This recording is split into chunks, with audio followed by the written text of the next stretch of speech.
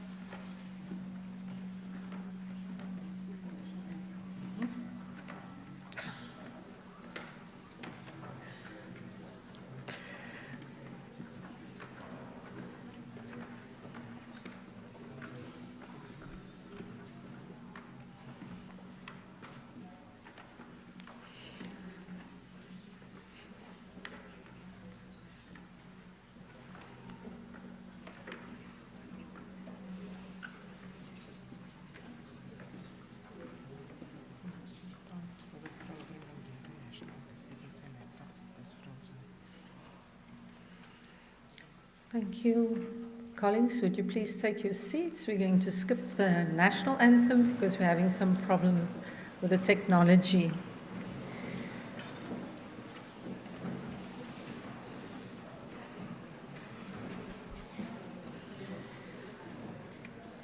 So good evening, everyone. My name is Maria Florence. I'm the Deputy Dean of Learning and Teaching in the Faculty of Community and Health Sciences. I'm replacing Professor Michelle Hindi-Patton. She couldn't make it this evening, so you will see her name on the program, but I will be the program director for this evening. And my first task is to call on the Dean. So good evening, everyone. Good evening, DVC, and welcome. Good evening, our guests of honor, Professor Rina Swart. Good evening, Registrar. Good evening to Prof. May and all the deans and all the HODs, all our colleagues, all the students, friends, and colleagues and family of the presenter as well. I'm going to hand over to the Dean, Professor Anita Padmanapanuni, to do the welcome.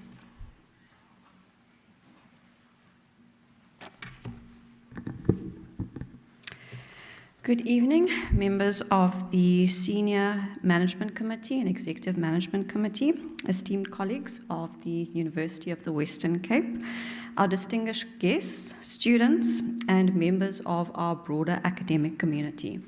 I also want to extend a special welcome to the family of Prof. Rina Swart, some of whom are joining us in person, but the majority are joining online. And also welcome to all who have joined us from beyond our campus to support and celebrate Prof. Swart. It is my distinct pleasure to welcome you to this momentous occasion, the inaugural lecture series of the Faculty of Community and Health Sciences. We are gathered here to honor one of the most meaningful rituals in the life of an academic, and that is the inaugural lecture. Like all powerful rituals, this one is both personal and it is communal. It is a threshold moment. It is meant to be a space that marks a professor's formal induction into the full academic community through sharing the story of their academic journey and its scholarly impact. Inaugural lectures remind us of what we are really here for, and that is to make knowledge matter. For the Faculty of Community and Health Sciences, these lectures hold special resonance. Our disciplines are not abstract, they are lived. They are concerned with the health, dignity, and flourishing of people and communities. And so when a scholar from this faculty takes the stage, they bring not just their research, but their story, a narrative shaped by their life choices, formative experiences, the hardships they overcame, and the detours that they took in life. We do not all arrive in academia in the same way. Some have followed a carefully planned path with every milestone clearly mapped out. Others have taken what I would call the scenic route into academia. And some, perhaps many of us, have stumbled into academia unexpectedly, only to find that it offers us something profoundly grounding. It provides us meaning, purpose, a space to think, to question, serve, and ultimately a space to belong. What binds these diverse journeys is not their neatness, but persistence and purpose. Each inaugural lecture is a powerful testament to that persistence and purpose, to a scholar's commitment to knowledge, to their community, and to the belief that what they do and their ideas can transform the world around us. As Albertina Sisulu once reminded us, we are each required to walk our own road and then stop, assess what we have learned, and share it with others. It is only in this way that the next generation can learn from those who have walked before them. We can do no more than tell our story. Tonight, this evening, we bear witness to a scholar's story. As we begin this series, let us treat it with the reverence that it deserves. A space for intellectual ritual, personal reflection, and public purpose. Thank you.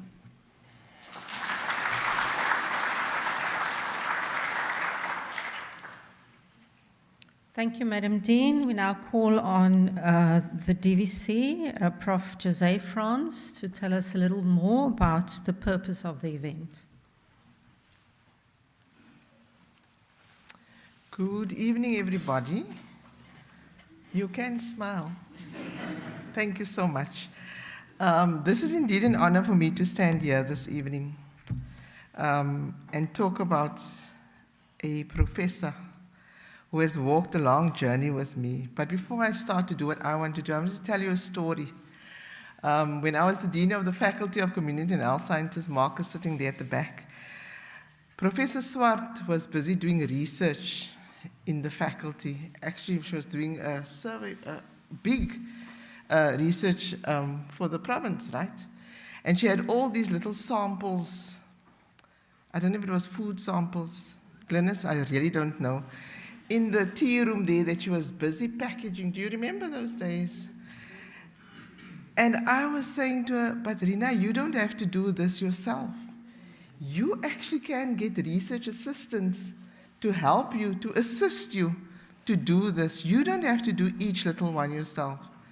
But that is the person who we are speaking about this evening, who understands getting her hands dirty, who understands walking the journey, not only as a researcher and a professor. This thing should have stayed in the room. But as someone who really understands what tonight is all about.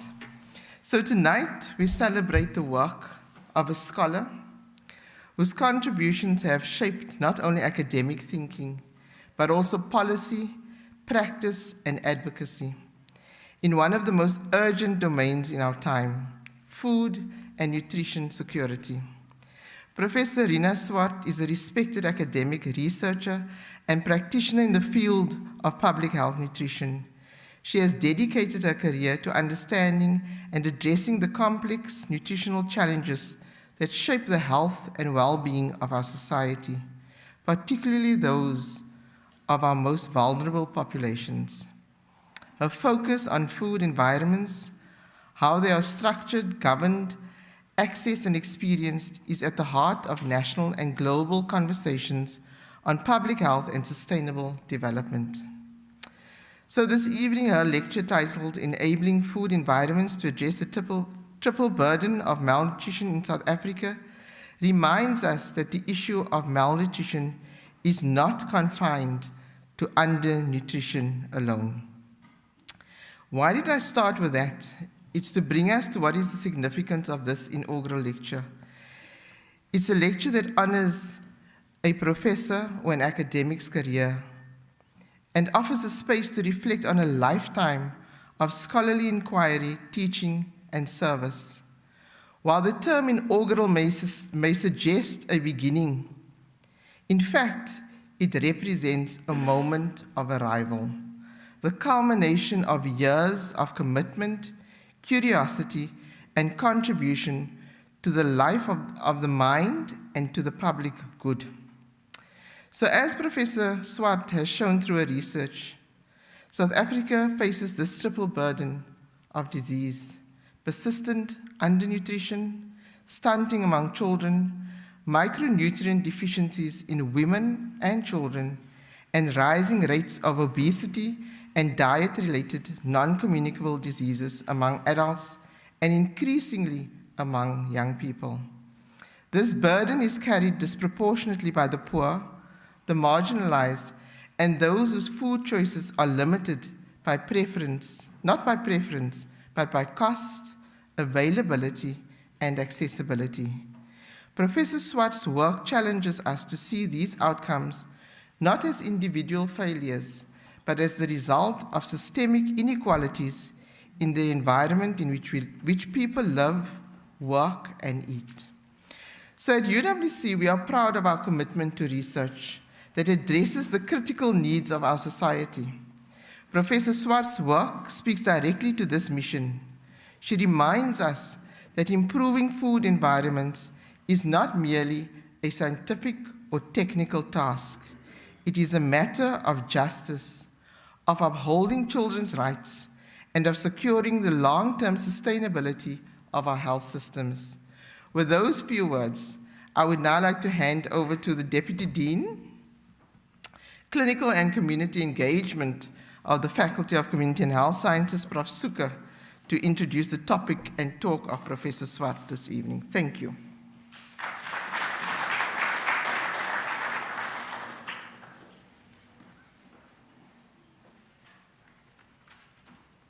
Good evening, everyone. I don't know why I've got this speech of our previous lecturer in my mind.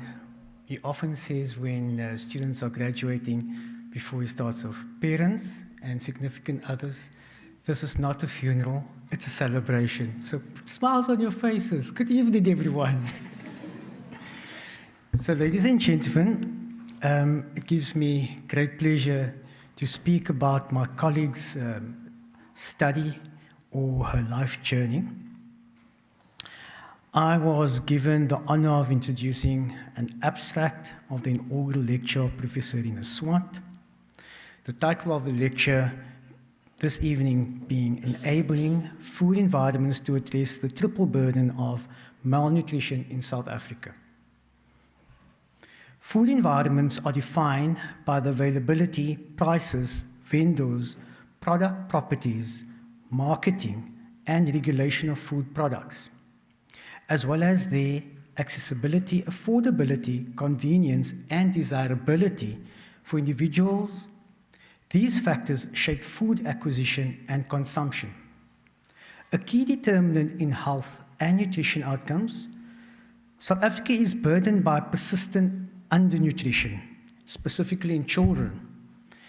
This often results in conditions such as stunting, micronutrient malnutrition in both women and children, as well as the epidemic of overweight and obesity among women and men, with a rapidly growing prevalence of overweight in children and adolescents internationally as well as locally. The long-term health consequences of nutrition-related non-communicable diseases are destined to challenge our failing health system. Policy actions to improve food environments are critical to create enabling environments for healthier food choices and to protect children's rights to adequate nutrition. Ladies and gentlemen, let's give a warm welcome to our guest of honor this evening, Professor Rina Swart.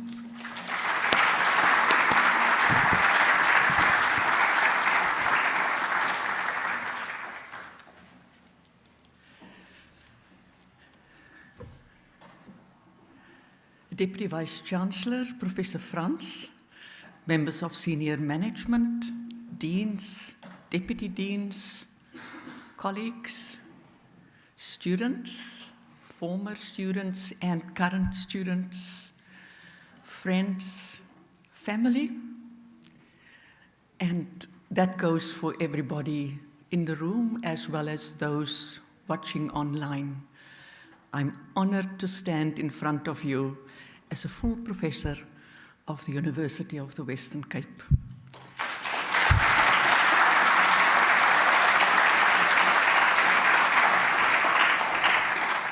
I'm humbled by your presence and your support.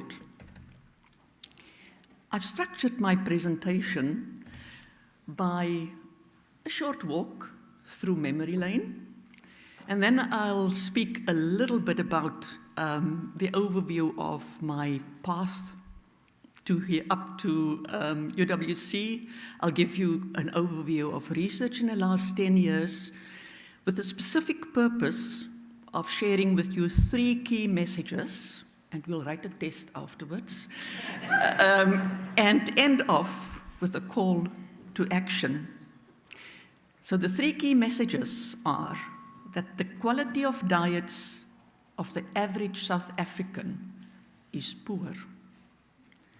Our food choices, and thus our diet quality, is not necessarily our own free choice.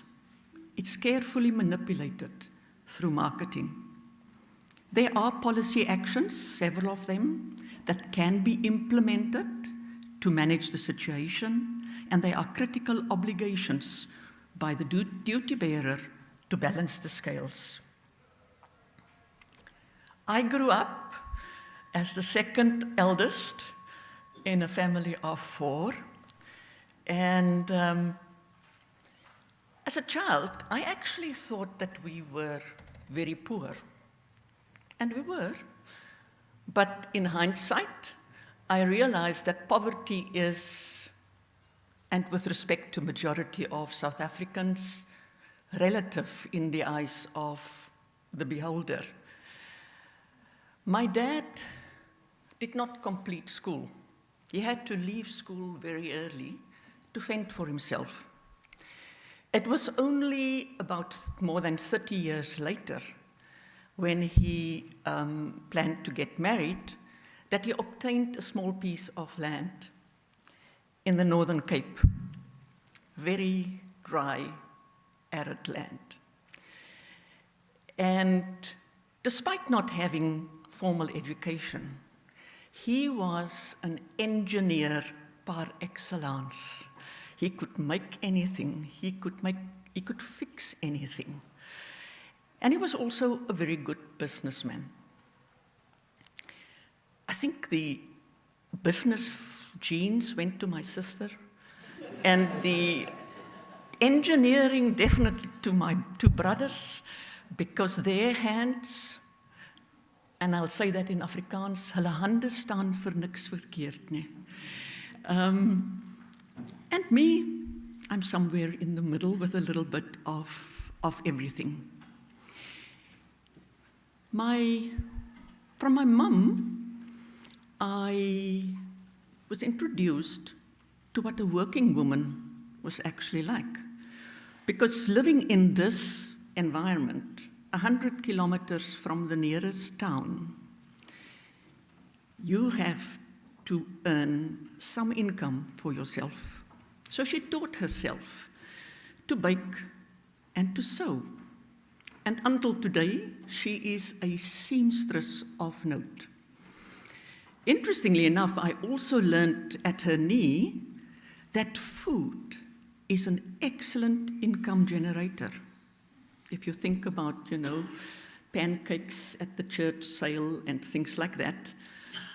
And it's only now that I realize that I came full circle, returning to food and the economy of that in my professional career.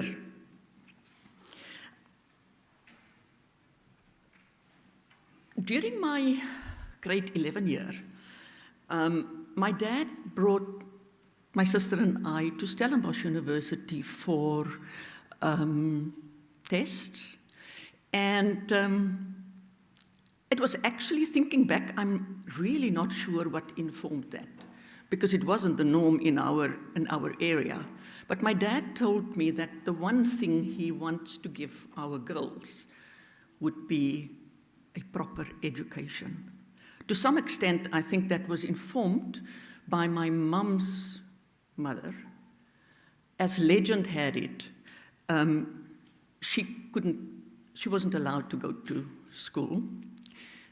And as she had to watch over the younger children and tend the goats. And apparently, at the dinner table, she would put her hand on the table and say, "My girls will make matric." So education was important. Anyway, here we're at the aptitude test, and the counselor told me that, or advised that I could study medicine or any of the health sciences. And I went like, ooh, that's many years. I don't think we will have money to do that. Dietetics was mentioned as an alternative option, and I loved home economics, one of my school subjects, and at that stage even, all of my tasks would always have been about health. Something like, cholesterol problems or to that effect. So my decision was made. I'm showing you this picture, especially for those from my generation years back. There at the back, yes. Do you remember those dresses? Yeah. Anyway, I graduated from Stellenbosch University and literally the next day started working at Tygerberg Hospital and did training from the first day of my working life in food service management as well as therapeutic nutrition. I did that for 4 years, and then I moved on to the Department of Health. And when I arrived at Department of Health, that was still National Health with an office in Belleville,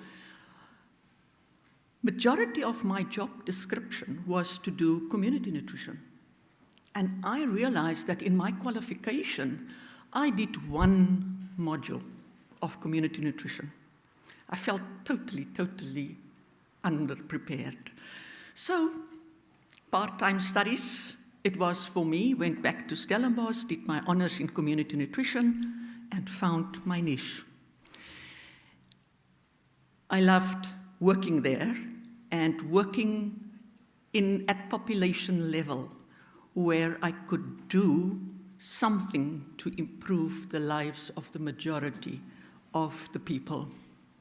It was during that time that the founder of Dietetics at UWC, and that's the second on the right, Mrs. Mars, invited me to be a guest lecturer on a few talks. And then when the first group of final year students were in their final year, let me just see. Hilary, where are you? Ah, there you are.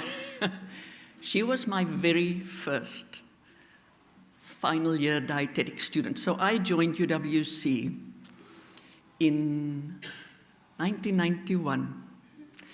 So for me today is also a celebration, not only of the full professorship, which happened a few years ago.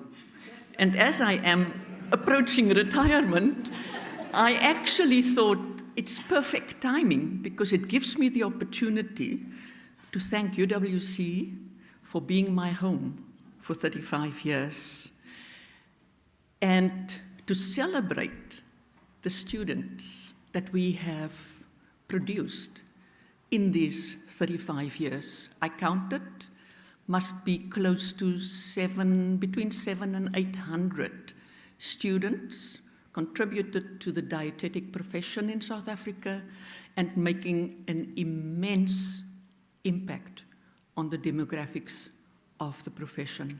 I'm very proud of every single one of them.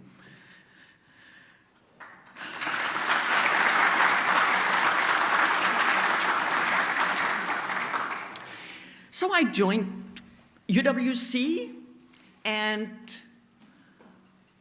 my path crossed with another giant in my lifetime, and that was the late Professor David Sanders. I enrolled as the first cohort of master students in public health at UWC. We graduated in 1997, but what I learned from him in my 1994 class is the true meaning of public health, where this young mother of a 3-month-old baby, who is now quite mature by now, was allowed to breastfeed in the back of the room, because that's what public health nutrition is about. And I was encouraged to express and do whatever needs to be done. As a researcher at that time, I had the privilege of rubbing shoulders with him, with others like Miller McLachlan, then from the World Bank, on nutrition capacity development, with Rina Swart, who later on became the chairperson of the World Economics Forum, and Andries de Tooy, who is still a member of UWC staff. But it was actually in 1999 that I did my first big research project. And that was the first National Food Consumption Survey. As a head of department at that time, we formed a consortium under the lead of Professor Dimitri Labadarius from Stellenbosch University, and we completed the national survey doing dietary intake assessment of children between the age of 1 and 9, and that study contributed to the implementation of mandatory food fortification in the country. We still have mandatory fortification of bread flour, maize meal, and bread at the moment. A couple of years later, in 2005, similar consortium conducted the second National Food Consumption Survey, but at this time added with some biochemical analysis, because it was to serve as a baseline assessment of the fortification mandate. And then, 2014, my paths crossed with Professor Julian May when I was invited to serve as the lead of the nutrition program within the DSTI NRF Centre of Excellence in Food Security, housed at UWC but shared with University of Pretoria. I'm going to speak a little bit about the research that I have been doing in the last 10 years. And when I say we, I have to acknowledge my team sitting there in the 4th row. And one comment, we need to take a photo. I had to scrape and cut and paste to fit everybody onto this picture. But yes, we have been doing quite a lot of work together, and they're a marvelous team. At this time, I also want to acknowledge the researchers at the Centre of Excellence in Food Security, as well as colleagues at the Global Food Research Program at the University of North Carolina, the international collaborators from the different countries who forms part of the food policy, the Global Food Policy Program, and that includes colleagues from Chile, Mexico, Brazil, Colombia, and more recently Argentina, Peru, Ghana, Tanzania, and several others who might be joining, as well as the International Advisory Committee to that particular group. All of them help to shape, help to toss ideas around, and to refine the work that we do. It brings me to my first key message, and that is that the quality of diets in South Africa in general is poor, and that is evidenced in the health and nutritional status of children and adults in the country. If we look at the nutritional situation, which is summarized here, you will see that I've circled stunting, overweight, and vitamin A deficiency, and that's particularly in children, all the different studies that we've been involved in contributing to that. And I have to add that I'm also very proud of another national survey, which I had the privilege of leading in 2022, the National Dietary Intake Survey, which was the first survey of adults and their dietary intake in the country. Hopefully the results will be available soon. Stunting, as I said, remains a significant problem in the country. Now, for those of you who might not have the detail on nutrition, stunting is when a child suffers from long-term and sometimes only marginal undernutrition, but as a result of that, the height increase or the height growth of that child is inadequate, and they do not achieve their genetic potential. Being short is not a problem. It is the process of growing not to potential that's actually affecting the outcome, short-term as well as long-term, not only affecting disease, morbidity, mortality, but in the long term actually affecting the mental capability of the individual, as well as the income generating potential of that particular individual. 3 out of 10 children in South Africa are still stunted, and it has stayed stable. We have micronutrient deficiencies and overweight and obesity. And when I show you this graph, where you can see how we compare to other countries, you'll see it's not a great picture.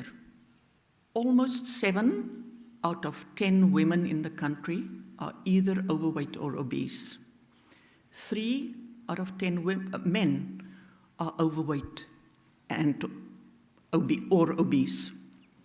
In children, the prevalence is slightly lower at the moment, but you can see the trajectory going up.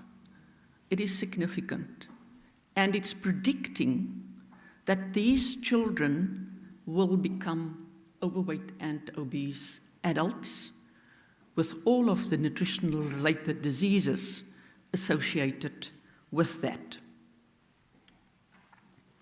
Now, none of those conditions are caused by only one factor. It's a combination and a complex situation. But dietary intake plays a significant role. It's one of the most immediate causes, and it's underpinned both undernutrition as well as overweight and obesity by poor resources, lack of food security, and poor dietary intake. So what you see here is that and that's a study, that desktop review that we did it was published in 2022, and it is available on the website of the Centre of Excellence in Food Security, should you want to go look. But in summary, our staples remain starch-based, 500 grams. That equates to about a portion and a half at each meal. The problem, though, are those red arrows going down, especially on the left-hand side. The average South African eat no more than half a fruit a day and one small portion of vegetables. The World Health Organization recommendation for vegetables and fruit is at least 400 grams per person per day. We fall seriously short. Lentils, nuts, seeds, negligible intake. Dairy intake remained stable. However, in the dairy intake, at least half of our dairy intake has changed to be sweetened or flavored. On the right-hand side, you see the things that many of us like: fish, meat, eggs, the animal proteins. We don't have a problem with animal protein intake. Adequate, average intake. In actual fact, if we were to think about the environment and sustainability, then what is on the right-hand side should move to what is in the middle top. We should have a switch, and to the vegetables and the fruit. We have a long way to go to get there. And then I haven't spoken about those products below the line. Since 1960, the food scene, the whole food landscape in South Africa, but also internationally, has started changing. That change became an explosion by 1980 with the growth in technology, food science, marketing. And what we have now are massively transformed products where you don't necessarily know what the individual ingredients are, but which are loaded with excessive sugar, salt, and unhealthy fats. And you see that on the left-hand side, we've got those sweetened beverages. Between the period 1997 and 2020, consumption increased from almost nothing to a glass per person per day. Crisps, salty snacks. We now consume almost every person a package. Now, if you don't do this, think about the person next to you who would be consuming double that. And then on the right-hand side, you have the baked sweet goods, pastries, sweets and chocolates, where the consumption in this period has changed by 250%. You understand why I'm saying we've got poor diets, and we urgently need to do something about that. The cause of the problem, one of the causes, I argue in this chapter in the Child Gauge of 2020, is the food system. Because something must be wrong with the food system. When we produce plenty of food in the country. In actual fact, we export food. Yet, children are dying from malnutrition and not achieving their potential.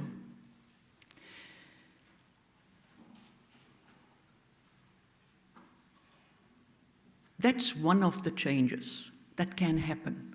There are policies that can affect that, but I'll speak about that a little bit later. Let me first touch on my second message, and that is about food choice that is carefully manipulated through marketing. We haven't published this yet, but we've done an assessment of television marketing, of free-to-view as well as pay-for-to-view stations, and found many food advertisements. Of the 6,852 advertisements over the period of data collection, there were 352 unique advertisements. So that means the same advertisement is repeated 20 times and you watch them, you see them whenever you watch any of these stations.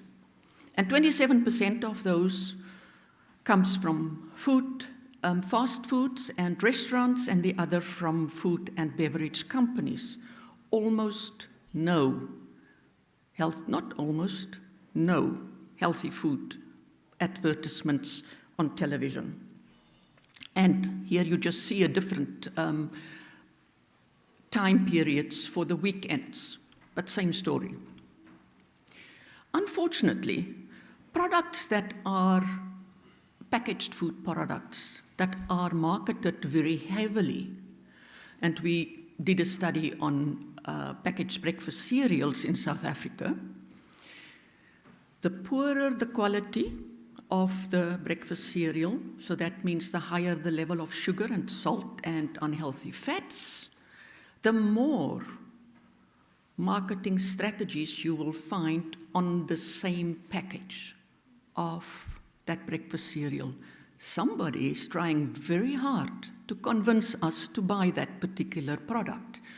And it leads to things like children's kind of power games, convincing their parents to buy it for them. Marketing is also not only aggressive, but sometimes exploitative. We did a study on the use of social media platforms by manufacturers of breast milk substitutes in South Africa. And for those of you who might not know, we do have a regulation, R991, which regulates the marketing of breast milk substitutes. Because if there is one perfect food security solution, it is breast milk for infants from birth to 6 months.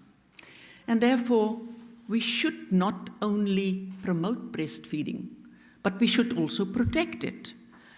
And hence the regulation by government to not allow marketing of breast milk substitutes, especially to young mothers.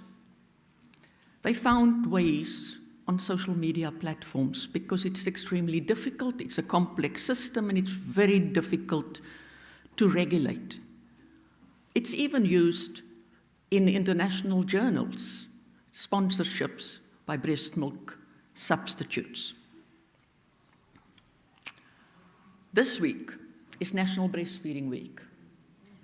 So as the practice is, health services usually have some activities to promote breastfeeding. This was launched this week as a service to assist breastfeeding mothers to lactate in safety at the facility at the Chris Hani Baragwana Academic Hospital. Is it only me that find this absurd? You promote breastfeeding of the very young, but you're marketing a very unhealthy food to that mother and that child. I can't decide whether this is worse than having an advertisement in the face of grade 1 learners every single day.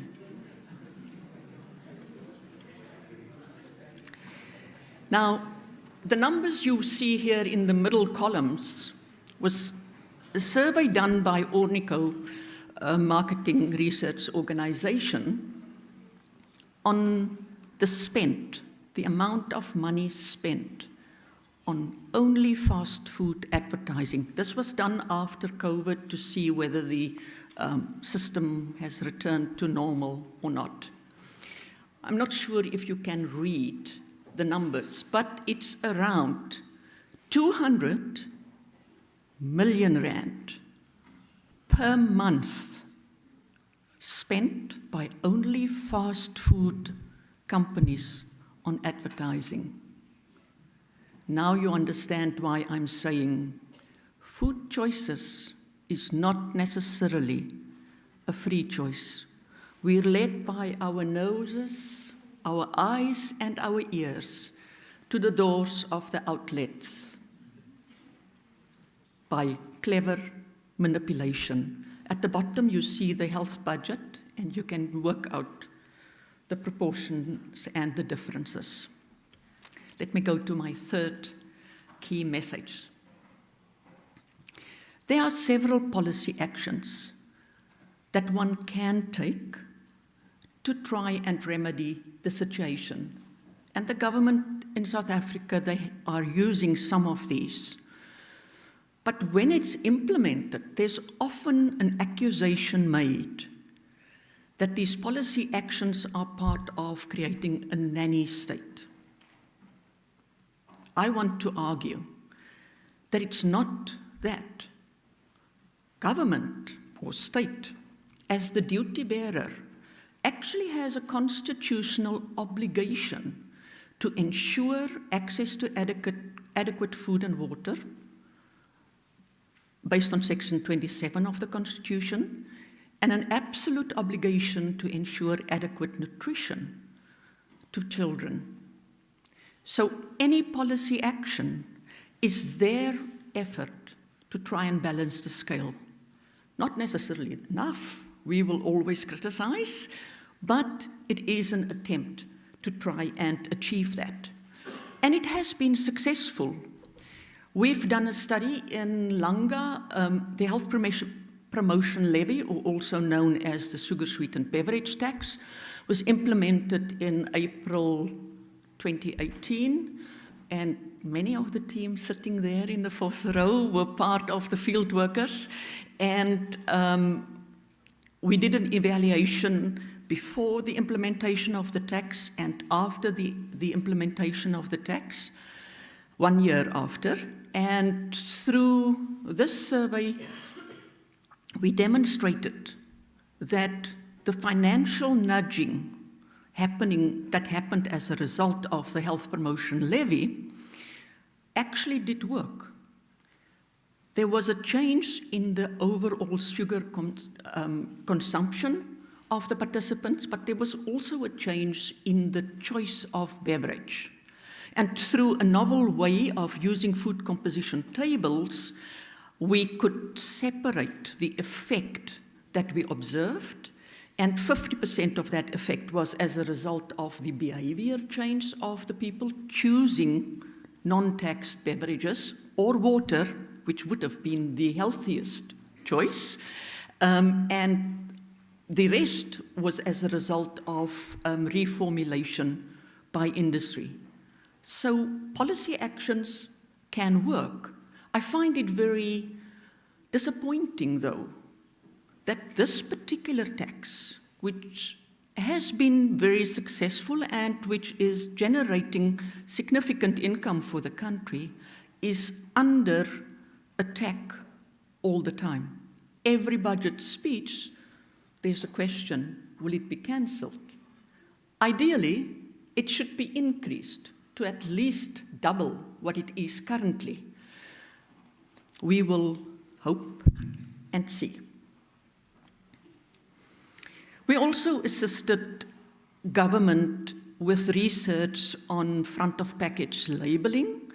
Government is responsible for regulating packaged foods, what information appears on the labels and how it appears and so on. And we conducted a study and found out whether consumers like you would like to see more simple information about the content of the products, whether they would want to see at a glance whether a product is high in sugar or salt or not. And also we did a randomized control trial that explored different forms of marketing, and the warning label was then identified as the best option to inform consumers and to suggest change in behavior or intention to purchase.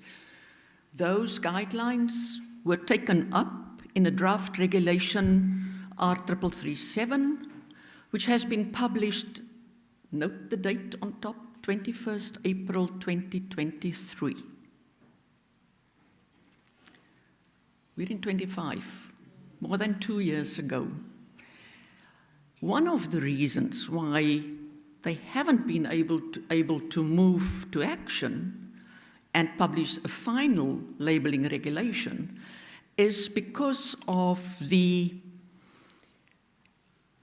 very thick, voluminous documents submitted by profiteers from the various products. And it has taken them until now simply to work through all of the comments. Having seen the status of diets in the country, I'm sure you will agree with me that implementation of something like this regulation should happen sooner rather than later.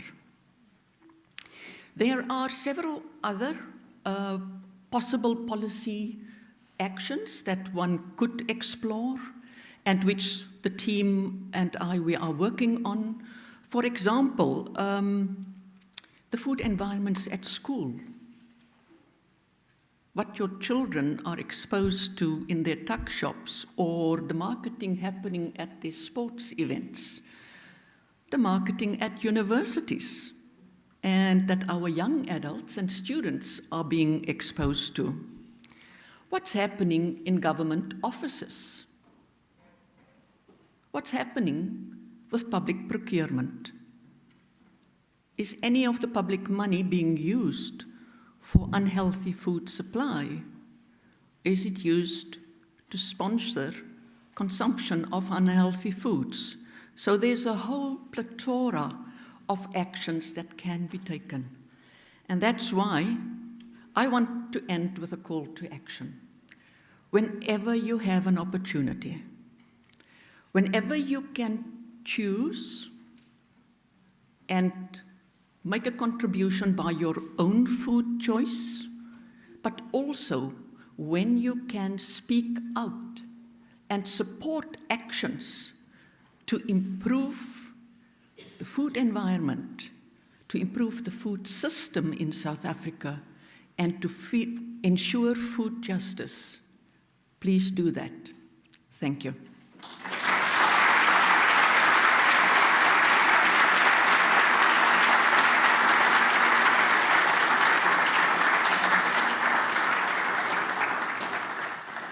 Thank you, Rina. That was really food for thought. I'm a little worried about what the caterers have prepared. But I'm going to call on Professor Julian May now. He's the Director of the Centre of Excellence in Food and Security, to give his response.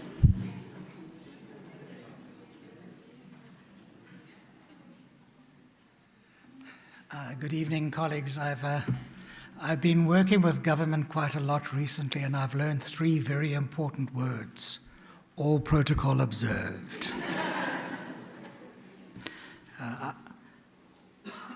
I've just sent my notes on a WhatsApp message to my wife because I realized I did not have a pen and paper.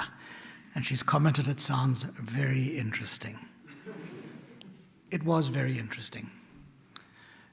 There were many points where I thought to myself, Professor Swart and I, our paths could have crossed, but only did quite recently. I first encountered the idea of malnutrition when a very fierce economics professor, Professor Jolene, said to me when I registered for a master's degree, "You can't understand poverty and inequality if you have not worked in poor communities. I'm sending you to a mission hospital in Umzimkhulu district, which was then the Republic of Transkei." As a white middle-class child, I had not seen malnutrition. I had not understood that children's skin will peel off when they face extreme hunger. In that process, and it might have been David Saunders, somehow my name was given to someone, and I was asked, could you send data about the extent, the prevalence of child stunting in the Transkei to this address in London? It was part of the campaign to show just what apartheid was doing to South Africans. The stunting prevalence at that time in some hospitals was as high as 50%. 1 in 2 children were stunted. We're now 1 in 3, 30 years into democracy. Much needs to be changed, and I think one of the observations I had, let me go back to my WhatsApp message. One of the observations I had was that this lecture, which I think was poised, it was elegant, it was deeply personal, and it pointed to us that not just the what and how much, but to start to grasp with why. Why are we in this situation? And I think the messages there, the three key messages, gave us some sense of why we are here. I think it's particularly fitting that this research was done at a university such as the University of the Western Cape, which has always had taken very seriously its mandate as a centre of higher learning, but also a public institution that needs to be embedded in the communities in which it works. Again, what you heard today was very much research-based on an understanding of the communities in which we live. The surveys that you've done, I find I've worked and used those data many times. The first time I used data on stunting of children, I was trying to more accurately measure poverty and thought these stunting data tell us more accurately than income ever can who's poor and to understand why they are poor. Again, I think an observation of this lecture was how often it used evidence and how well it used the evidence. Some of us are fortunate or perhaps unlucky to be confined to the statistics 1, 2, and 3 classes of an economics degree, but most people are not. And for most people, we need someone to be able to say, this is what the statistic means. This is why you should be horrified at the statistic. And again, I think this lecture did very well in being able to say, this is what the statistic actually means. I thought about those Pringles I had last night and thought, well, I won't have them tonight.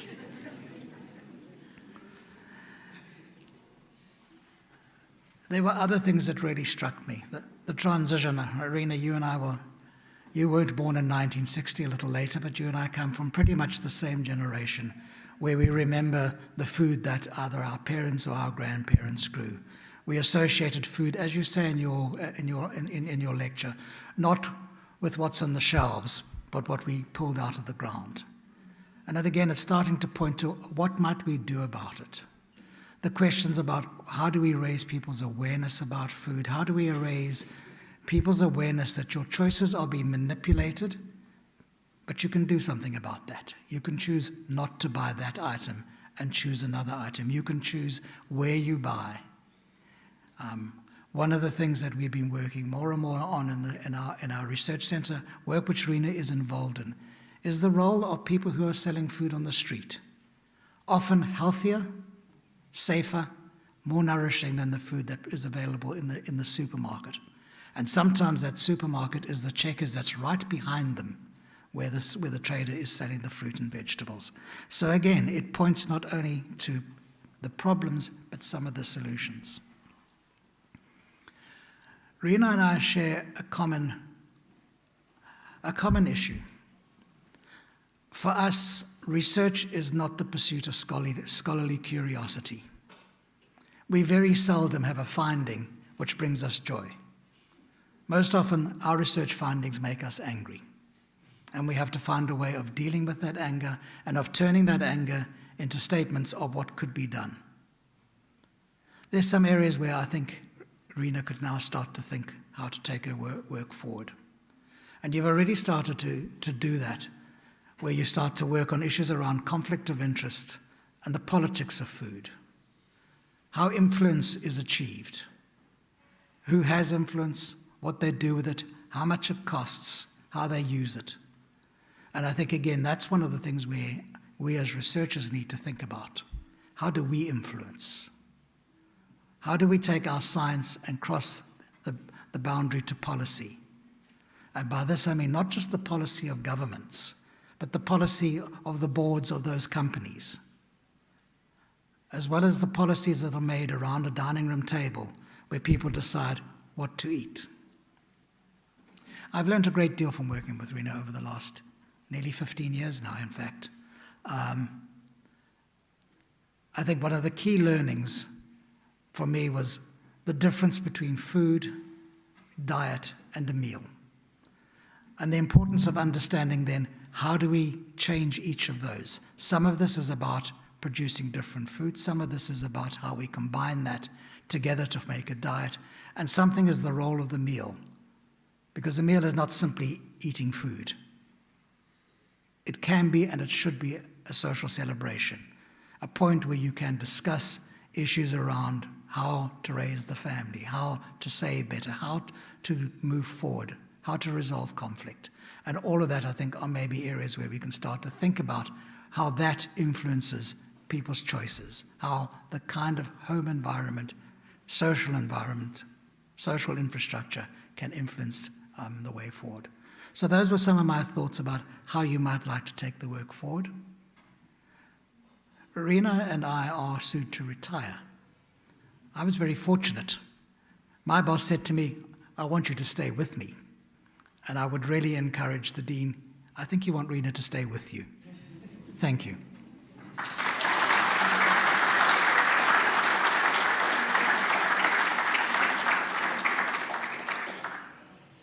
Prof. Swart, we're going to ask you to come up one more time, and Jose, Prof. France, I'll ask you to come and hand over the gift, please.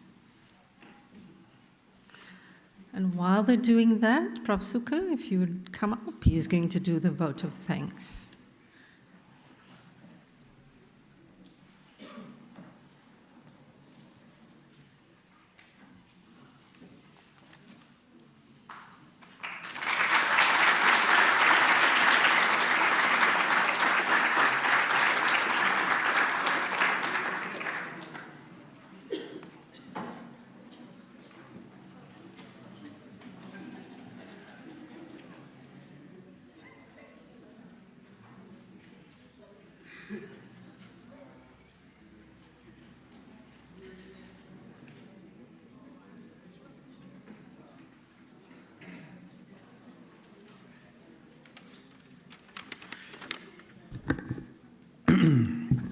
So, ladies and gentlemen, I just wanted to confirm with Rina. I've been here for about probably 15 years, but Rina has been here, as she said, for many more years, and she's always been a very senior figure in the Faculty of Community and Health Sciences. So what you don't know is that Rina was actually the Deputy Dean of Community and Clinical Engagement way back, and it actually makes sense now because her interest area is community nutrition. So I just wanted to highlight that. And also I wanted to also just say, Rina, from your your lectures, I was very much relieved in terms of your key messages, that you said that being short wasn't a problem. So thank you so much for that.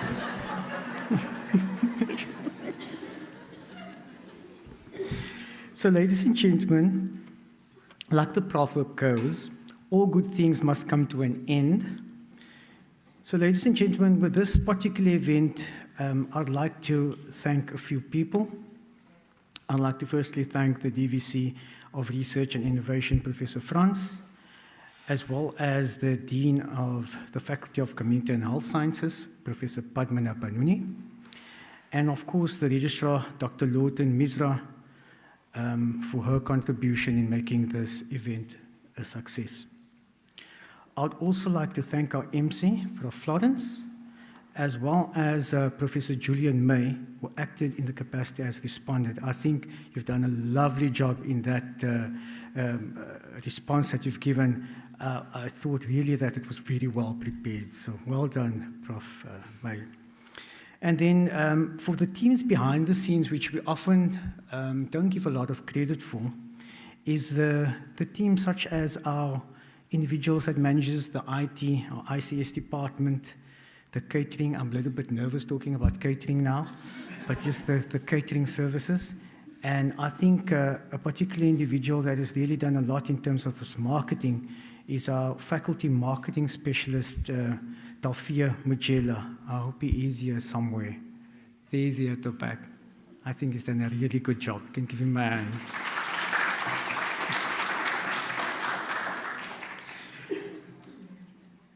So ladies and gentlemen, we've come to an end, and I'd like you as an audience present here today, as well as an audience that's online, to think about the words of Prof. Rina Swart, and really see how we can actually inculcate that in our lives. As we are reaching the end, ladies and gentlemen, I'd like you to enjoy the rest of the evening with Prof. Swart and the family and her research team. And if there's anyone that you feel that you want to, communicate with, that you haven't communicated with before, now's the opportunity. And hopefully from here, future academic projects can actually emerge. So thank you, everybody.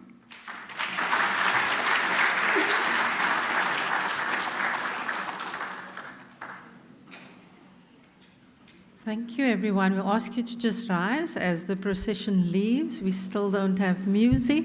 And then I'm going to ask the colleagues and students to take your seat again while the family our guests just make their way out to the catering, and you can ponder on your food choices while you wait. Thank you very much, everyone.